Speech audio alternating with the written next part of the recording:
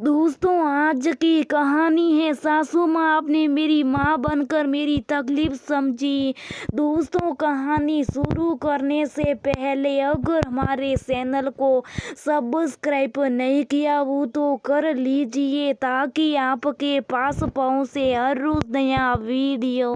अरे दबाकर झाड़ू लगाओ, देखो उस कोने में धूल पड़ी। तुमने पलंग के नीचे तो झाड़ू लगाई नहीं। ठीक से काम करो। और हाँ, तुम पोछे के कपड़े को अच्छी तरह निचोड़ना, फिर सूखा पोछा मारना। पलंग के नीचे के लिए वो बड़ा सा डंडा रखा है ना, उसमें कपड़े को लपेट कर पोछा मारना। फिर उसके बाद मेरे कुछ कपड़े और बेडशीट धो देना और धुली हुई बेडशीट पलंग पर बिछा देना। प्रसाद ने अपनी पत्नी राधिका से कहा।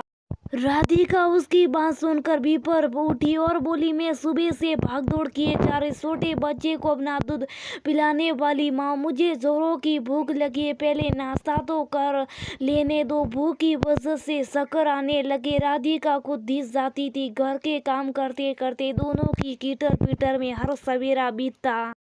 प्रशांत और राधिका अपने गांव से दूसरे शहर में नौकरी कर के चलते रहते थे। शादी के बाद राधिका ने घर का काम बहुत अच्छी तरह संभाल लिया था। वो फटाफट घर के सारे काम समय पर निपटा लेती थी। गर्भवती होने पर डिलीवरी के लिए मायके चली गई। 2 महीने के बेटे के साथ वापस लेके आई, लेकिन अब छोटे बच्चे के चलते घर के सारे काम, सफाई, रसोई के काम, बच्चे की देखभाल एक साथ करना मुश्किल हो रहा था।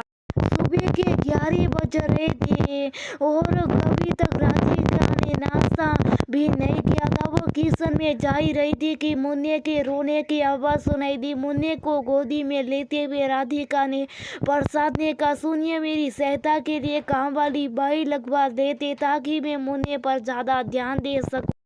अरे काम वाली बाई की क्या जरूरत, इतने छोटे परिवार का काम करने में कितना समय लगता है, सारा दिन करती क्या, बस मजे से टीवी देखती रहती होगी। प्रसाद ने जवाब दिया। राधिका को पता था प्रसाद को इस मुद्दे पर समझाना आसान नहीं है, इसलिए चुप रह गई। सही वक्त पर पौष्टिक आहार न लेने के कारण और आराम न मिलने के कारण राधिका का शरीर दिन पर दिन कमजोर होता जा रहा था। कुछ दिनों बाद गांव से राधिका की सास शारदा जी आती है। राधिका प्रसाद बहुत खुश होती। दूसरे दिन सुबह सुबह किया, राधिका तुमने मेरी शर्ट भी प्रेस करके नहीं रखी और मेरा मोबाइल फोन चार्ज पर नहीं रखा। घर में करती क्या रहती हो, एक भी चीज संभाल कर सही जगह पर नहीं रख सकती। और हाँ, आज डिनर में कुछ अच्छा बनाना पड़ता। सीखता है कि बारिश करता चला गया। शारदा जी देख रही थी राधिका खुद के प्रति लापरवाह होती जा रही थी। ज्यादा काम के चलते ना वो समय पर नाश्ता कर पा रही थी और ना ही खुद पर ध्यान दे पा रही थी। जबकि उनका बेटा प्रशांत राधिका किसी भी काम में मदद नहीं कर रहा था, उल्टा उस पर जरूरत से ज्यादा काम का बोझ डाल दिया था।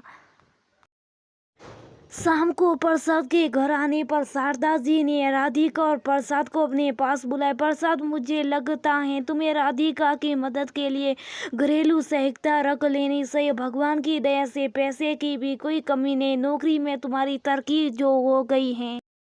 पर माँ, काम वाली बाई की क्या जरूरत है, आपने भी तो घर के कामों के साथ साथ हम 3 भाई बहनों की परवरिश की थी, आपने तो कोई काम वाली बाई नहीं रखी थी। बेटा, तुमने सही कहा, मैं भी राधिका की तरह सारे घर का ध्यान रखती थी।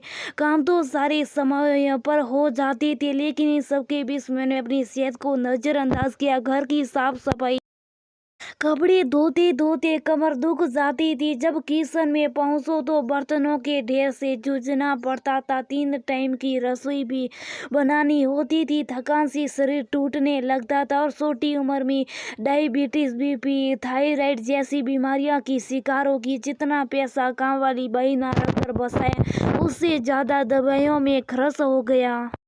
और बेटा, छोटे बच्चे के साथ काम भी बढ़ जाता है। रात को ठीक तरह से नींद भी पूरी नहीं हो पाती। इसलिए मेरी मानो और जल्द से जल्द कुछ कामों के लिए काम वाली बाई का इंतजाम कर लो ताकि किसी जरूरतमंद को रोजगार मिल सके और बहुत सदस्य रहे, मातृत्व का आनंद उठा सके। राधिका अपनी सास की तरफ देख रात की सांस लेते हुए करती गतिया से मुस्कुराती हुई कहती, लोग कहते एक बेटी के सुख दुख तकलीफों को जितना माँ समझ सकती उतना कोई नहीं समझ सकता, लेकिन आपने सास होकर भी मेरी माँ बनकर मेरी तकलीफ समझी।